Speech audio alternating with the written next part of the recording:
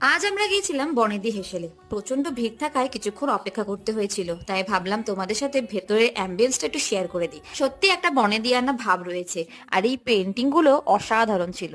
তো অবশেষে অনেকটা অপেক্ষার পর জায়গা পেলাম আর চটপট অর্ডার করে ফেললাম। সাথে সাথে চলে আসলো আমাদের খাবার। আরে না না, সবগুলো আমাদের নয়, আমরা নিয়েছিলাম থালি, আর রিমি শুরু করে দিয়েছে তার আনবক্সিং করা। বাঙালি খাবার খেতে বনেদি হেসেলের জুলি মেলা ভার, সাথে যদি থাকে কড়াইশুটির কচুরি, চিকেন, মাটন আর ডাল তরকারি। আর কি চাই, আহা, এ এক অমৃত স্বাদ, না খেলে বোঝা যাবে না। আর এই জন্য এখানে সবসময় মানুষের এত ভিড় লেগে থাকে। আমরাও এখানে কনফিউজড হয়ে গেছিলাম যে কোনটা ছেড়ে কোনটা খাবো।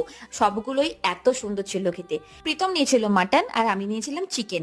আর এখানকার চিকেন কারিটা মাটনের থেকেও দুর্দান্ত ছিল খেতে। শেষ পাতে ছিল পাঁপড় ও চাটনি। আর এদিকে মাটন নিয়ে চলছিল ভাই বোনের মধ্যে মারামারি। জমিয়ে খাওয়া দাওয়া হলো, দুপুরটা বেশ ভালো কাটলো। দেখা হচ্ছে তোমাদের সাথে পরের একটা ভিডিওতে। সবাই ভালো থেকো, বাই বাই।